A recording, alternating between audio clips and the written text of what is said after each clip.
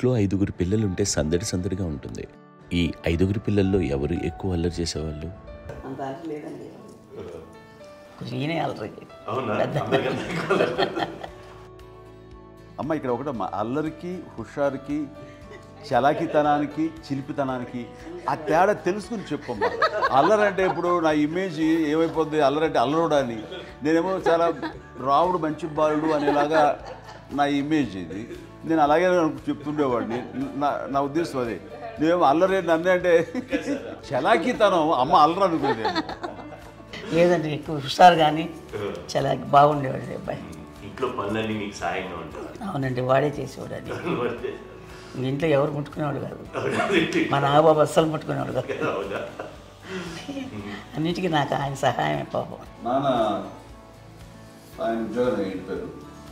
నేను పాక్కుంటూ అలాగా వెళుతూ వెళ్ళిపోయాను. నాకు తెలియదు. తర్వాత అమ్మ చెప్తుంటే లేదుగా మాత్రం కొన్ని కమ్మర కోలు ఉంది.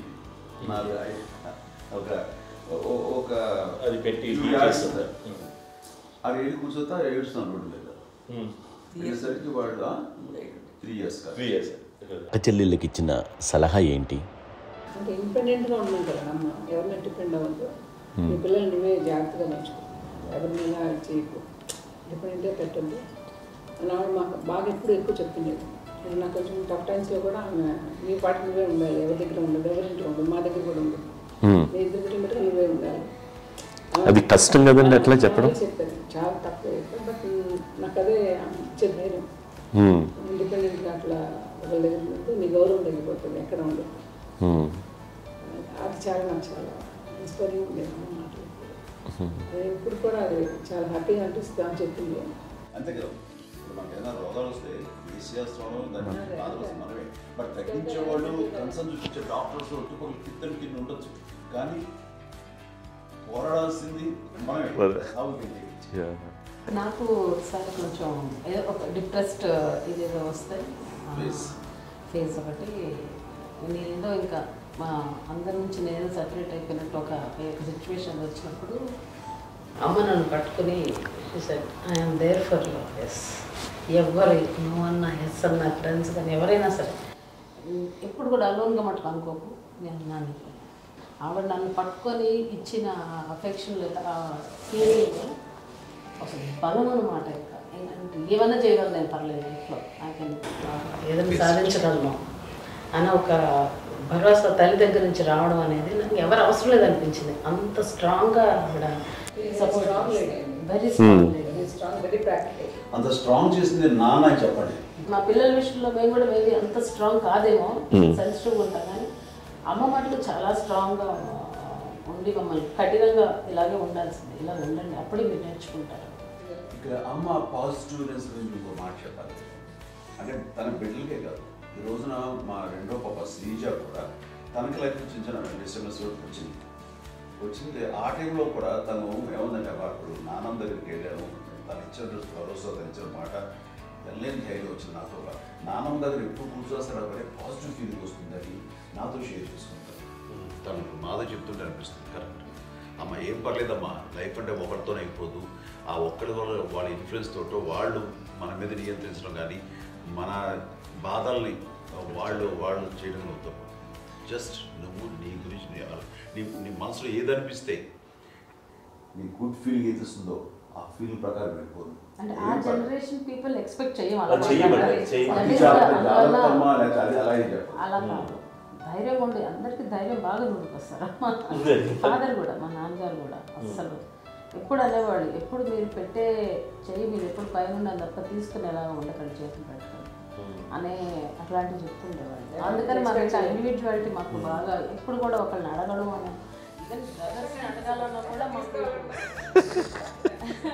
అది పడిపోయింది మైండ్లో, కొంచెం కష్టంగా ఉంటుంది.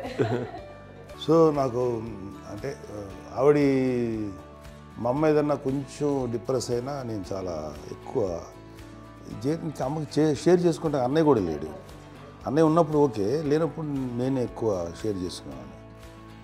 బట్ ద బెస్ట్ థింగ్ మా అమ్మ దగ్గర నుంచి హగ్ అండి. ఈరోజు కూడా మా అమ్మని హగ్ చేసుకోకపోతే అంటే అది నాకు మా అందరిలోనూ అంటే ఆవిడ పెద్ద చదువుకున్న వ్యక్తి కాదు, పెద్దగా బయటికి వెళ్ళి ఎక్స్పోజ్డ్ కాదు. కానీ ఇవాళ అన్నయ్య కానీ, విజయ, మాధవి, నేను, కళ్యాణ్ బాబు ఈ రోజుకి టుగెదర్గానే ఉంటాం.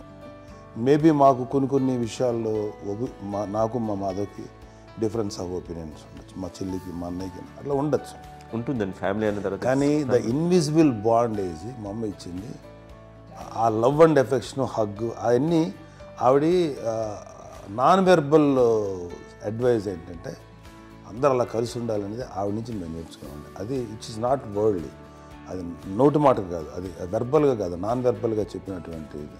సో అందుకని అది మాకు గొప్ప, మేమందరం ఇప్పుడు అలా ఉండడానికి కారణం, అంత కలిసి ఉండడానికి కారణం, మెయిన్ కారణం మా అమ్మండి. అది సో అందరూ ఉండాలనేది మా అమ్మ అడ్వైస్. ఇప్పుడు కూడా నేను ఎప్పుడైనా ఏదైనా ఫీల్ అయినా, అన్నయ్య ఫీల్ అయినా, లేదు నాన్న అట్లా వదుకు, ఇట్లా ఉండండి, ఇట్లా ఉండి ఇప్పటికీ చెప్తుంది. మేము ఎవరైనా ఎప్పుడైనా మా చెల్లితో గొడవపడ్డా అనుకోండి, చెప్పాలంటే మీ అందరికీ ఆవిడ ఒక వైఫై లాంటిది. Yes, you can say that. Yes yes.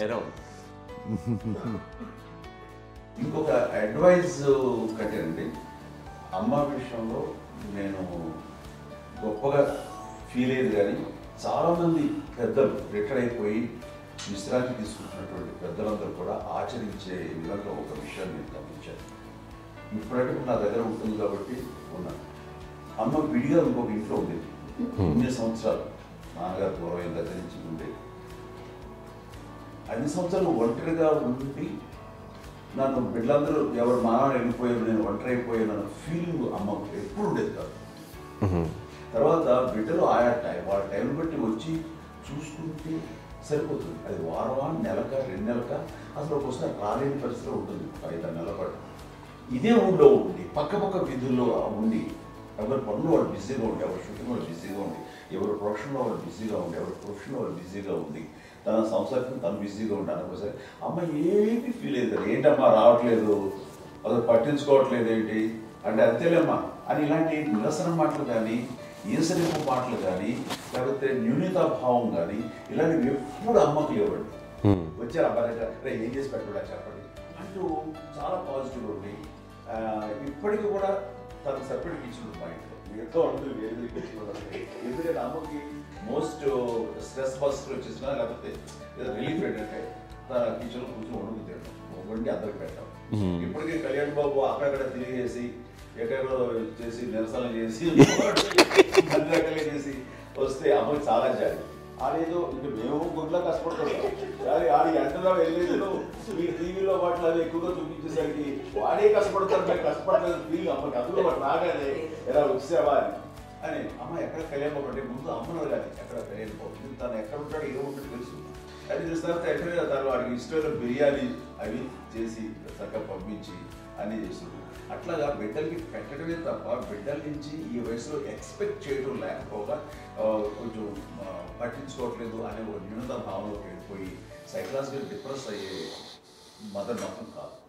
ఆ రకంగా మాకందరికీ భరోసా. మేము కూడా పెద్ద అయినా బిడ్డలు వాళ్ళ ప్రవృత్తి, ఉద్యోగరీత్యా, వాళ్ళ వృత్తిరీత్యా వాళ్ళు దూరం అయిపోయి మనల్ని చాలా కమ్యూనికేషన్ గ్యాప్ వచ్చినా సరే బిడ్డలు నాకు దూరం అయిపోయి పట్టించుకోవట్లేదు. ఇలాగే చూసావా వెళ్ళి ఎంత ఇదిగా వదిలేయేవాళ్ళు గురించి, ఇప్పుడు ఏమైపోయాను అని ఇంత కించెం బాధపడలేదు వాళ్ళకి అంటూ నెగిటివ్ సైడ్ ఆలోచించే విధానం లేనే లేదు. అది మా అందరికి ఎంత కంఫర్టబుల్ అంటే అంత ఎంత కాదు. ఎందుకోకపోతే మాధవ్ చూసుకుని, మాధవ్ లేకపోతే నాగబాబు వెళ్తుంటాడు కడియడం వల్ల మా విజయ్ చూసుకుంటున్నది, సరే నాకు కళ్యాణ్ బాబు తను చూసుకుంటుంటాడు, ఇలా ఎవరో కూడా వెళ్తూ ఉంటాం. అమ్మ మాత్రం అది వెరీ గుడ్ హెల్దీ. నేను చాలా మంది తల్లిదండ్రులు చూశాను, వాళ్ళు చాలా ఇబ్బంది పడుతూ ఉంటారు, పట్టించుకోవట్లేదు, అర్థం చేసుకోగలము కానీ వాళ్ళు వస్తే బాగుంటుంది కదా అనేది ఉంటుంది. ఫీల్ అవుతారు, అలాంటి ఫీల్ ఏం లేదు. పైగా బిడ్డలు వస్తే వాళ్ళకి ఏం చేసి పెట్టాలా అనే ఆలోచన, అది వెరీ హెల్దీ. చాలా మంది ఆచరించాల్సిన ఒక విషయం. చిన్నప్పుడు అన్ని ఆనందాలేనా, మర్చిపోలేని దుఃఖాలు కూడా ఏవైనా ఉన్నాయా? అమ్మ చెప్పాలంటే ఓపికకి, గృహిణిగా తన బాధ్యతలు నిర్వర్తించడానికి అండ్ అన్ని రకాలుగా టేకింగ్ కేర్, దీనికి ఒక మంచి ఉదాహరణ నేను చెప్పగలను. అది తలుచుకున్నప్పుడు నాకు చాలా ఉద్యోగంగా ఉంటుంది, నాకు చాలా కంటితలు వచ్చేస్తుంది. అమ్మకి మేము 5 బిడ్డలు అండ్ పురిట్లోనూ 1 year పెరుగో 2.5 years పెరుగు. నేను ఎక్కడికి వస్తాను హాస్పిటల్. ఈ మధ్యకాలంలో సరే అమ్మ మోకాల ఆపరేషన్ జరిగింది. అమ్మ నువ్వు కొంత బాధపడుతున్నావు, అసలు ఈ రోజున వచ్చిన మెడికల్ అడ్వాన్స్మెంట్ నీకు అసలు ఏ బాధ తెలియకుండా మోకాల ఆపరేషన్ రీప్లేస్ చేస్తారు అని వీళ్ళందరూ చెప్పాలి. అదే అబద్ధం అండి. అది అన్నయ్య నన్ను గౌరవంగా మాట్లాడుతున్నాడు కానీ అన్నయ్య అవుట్ ఆఫ్ ప్రొటెక్షన్ మాట్లాడుతున్నాడు కానీ అవుట్ ఆఫ్ మాట్లాడుతున్నాడు కానీ అసలు ఎప్పుడు ఏ పని చేయలే. లేదు నిజం ప్రామిస్ అండి, ఏ పని చేసేవాడు కాదు. మా ఇద్దరికి మధ్యలో పాపం అన్నయ్య చాలా పని చేసేవాడు. ఎంత పని చేసేవాడు, నేను ఇచ్చిన తర్వాత మళ్ళీ నాకు ఏదైనా చిన్న పని చెప్తే అది కూడా నువ్వే చేయనివ్వండి. ఆ కోపం వచ్చేది, కోపం వచ్చి ఒకడు కొట్టేవాడు, కొడితే కోపం వచ్చేది తప్ప నేను వెళ్ళేవాడిని కాదు. అమ్మకి ఎప్పుడు ఏంటంటే ఒక ఇడే పని చేయడని, అంతే. నిజంగా ఏ పని చేసేవాడిని కాదు. అవునా? లేదు లేదు లేదు మహాప్రేమ.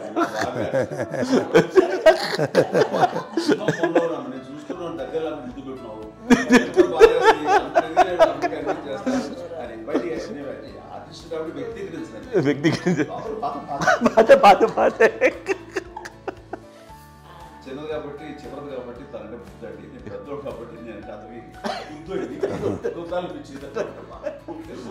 ఎక్కువ కష్టపడింది కానీ మా నాన్నగారి చేతిలో ఎక్కువ అంటే నాన్న బాగా కోపం ఎక్కువ అనుమానించింది కానీ అన్నయ్య పాపం బాగా దొరికేసేవాడు పాపం. ఒకసారి అంటే మరి మాకే అనిపించి ఏంటి ఇంత దారుణంగా ఉంది నాన్న మీద కోపం వచ్చేది నాకు. నాన్న మీద కోపం వచ్చేది, నాన్న చేసి బాధ అనిపించేది. అమ్మాయి ఏమనేది కాదు. సరే అయినా సరే ఎప్పుడు కూడా పోనీ అంది చేసినా మళ్ళీ హైపర్ యాక్టివ్ ఉంటాడు. అన్నయ్య పుట్టడమే భయంకరమైన హైపర్ యాక్టివ్. ఒకప్పుడు అమ్మాయిల్ని ఎక్కువగా బయటికి పంపించేవాళ్ళు కాదు, అబ్బాయిల మీద కూడా అనేక ఆంక్షలు ఉంటూ ఉండేవి. మీ పిల్లల్ని అలా ఆంక్షల మధ్య పెంచారా, లేకపోతే పూర్తి స్వేచ్ఛనిచ్చారా? అంటే మాకు మా నాన్నగారు కానీ మా అమ్మగారు కానీ అండి మాకన్నా చాలా బ్రాడ్ మైండ్ ఉన్న వ్యక్తులండి. ఎందుకంటే పిల్లలు ఎక్కడన్నా బయటకు వెళ్తే ఇప్పుడు మేమైతే భయపడిపోతాం. మా విజయ్ కానీ మా చిన్న చెల్లి అన్నయ్య నేను అందరం కూడా ఇవాళ ఉన్న పరిస్థితిలో వాళ్ళు ఎప్పుడు భయపడేవాళ్ళు కాదండి. ఎక్కడికి వెళ్తాను వీళ్ళని ఇచ్చేవాళ్ళు, లేట్ అయినా అసలు ఏమనేవాళ్ళు కాదు. లేకపోతే ఏదైనా మోటార్ బైక్లు వేసుకున్నాం, లేకపోతే కారులో ఎట్లా పడితే ఎట్లా వెళ్ళినా సరే ఏమనేవాళ్ళు కాదు. వాళ్ళు తెలియకుండానే మాకు ఒక ఫ్రీడమ్ ఇచ్చారండి. సో దట్ అదే ఆ ఫ్రీడంలో భాగమే అన్నయ్య కానీ ఇండస్ట్రీకి వెళ్ళాలంటే కూడా ఒక వ్యక్తి ఒక కొడుకు ఒక గొప్ప కెరీర్ని పర్సూ చేసుకుంటూ వెళ్తున్నప్పుడు నాన్నగాని అమ్మగానే ఓపెన్ మైండ్ తోటి అసలు నువ్వు వెళ్ళినా ఎంతకాలం వెళ్తావచ్చు, నువ్వు ప్రయత్నించని చెప్పి అలా వదిలేశారండి. అన్నయ్య కూడా ఏంటంటే మోస్ట్ రెస్పాన్సిబుల్గా వెళ్ళి చాలా మేజర్ అమౌంట్ అన్నయ్యకి కూడా పెద్ద అమ్మకు వందలు ఇచ్చేది కాదు. కరెక్ట్గా ఆ ఇన్స్టిట్యూట్లో చదువుకునేటప్పుడు ఎంత ఇవ్వాలో కరెక్ట్గా ఇచ్చేది.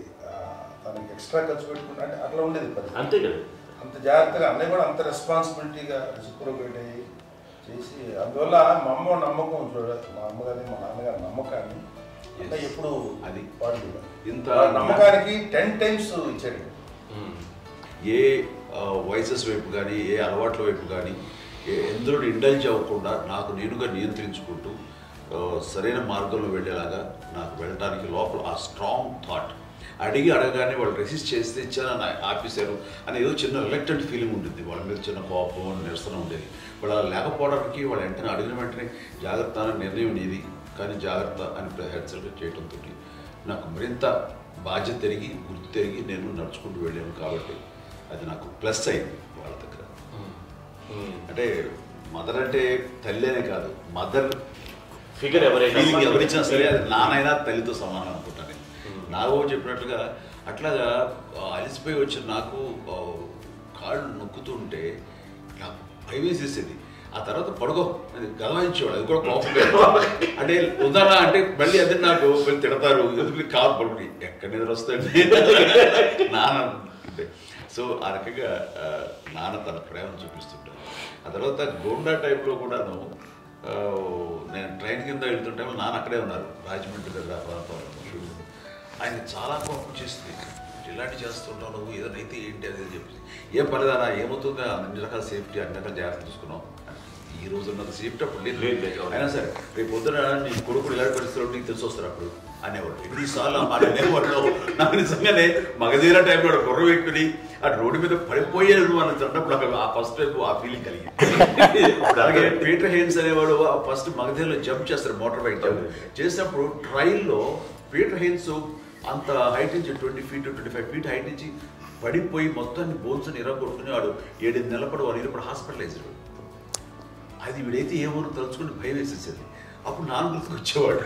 ఓహో వాళ్ళ టెన్షన్ ఇంతే లేవు, మనకి మన కొడుకు వస్తే తెలియదు ఈ మాట నాన్న ఎప్పుడు అన్నారని అనిపిస్తుంది. Sweet memories my. అత్త కోడళ్ళ మధ్య అనుబంధం ఎలా ఉంటుంది? సురేఖ్ గారితో మీకున్న అనుబంధం గురించి చెప్తారా?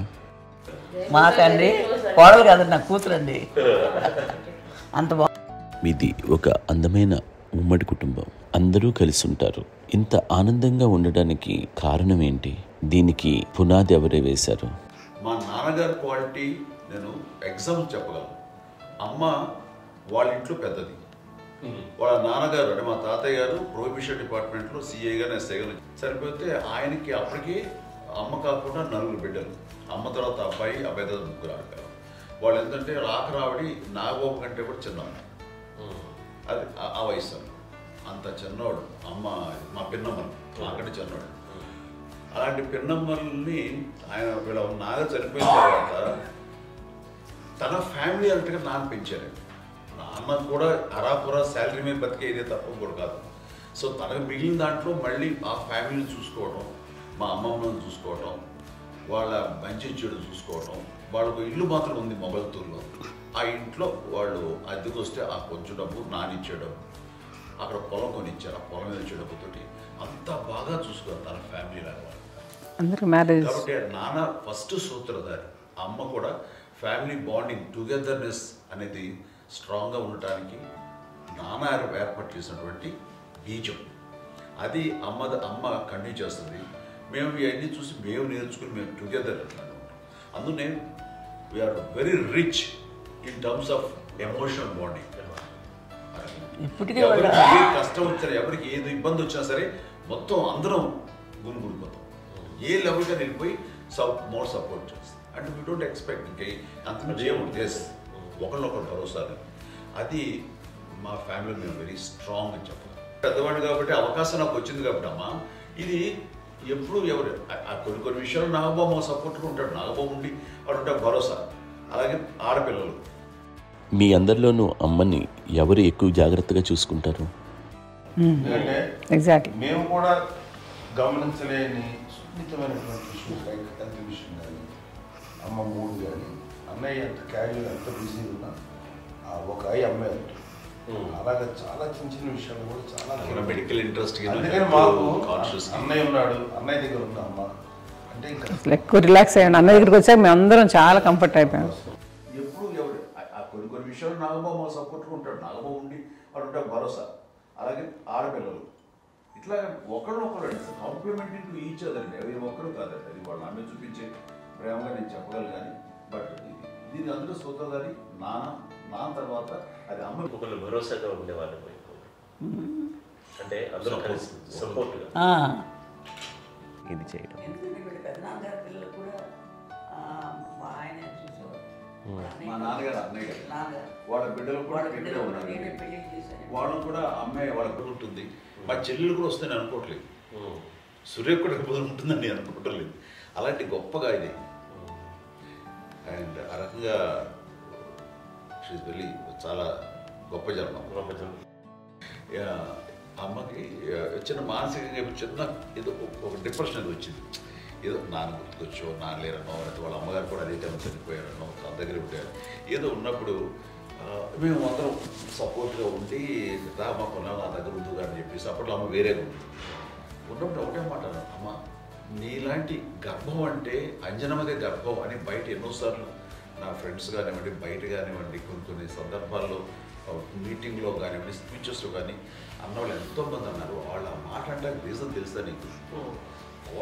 కోటాల్లో ఎంతమంది తల్లులకు నీకు వచ్చిన అదృష్టం, నీకు లభించినటువంటి గౌరవం ఎవరు లభిస్తున్నావు? బిడ్డలు ఎంతోమంది చేత కొనియాడబడుతున్నారు, ఎంతోమందికి సహాయపడుతూ ఆ రకంగా వాళ్ళందరి యొక్క ఆశీస్సులు పొందుతున్నారు. కానీ ఎంతోమందికి నిరంతరం హెల్ప్ చేస్తూ వాళ్ళ ఇది చూసుకుంటున్నారు.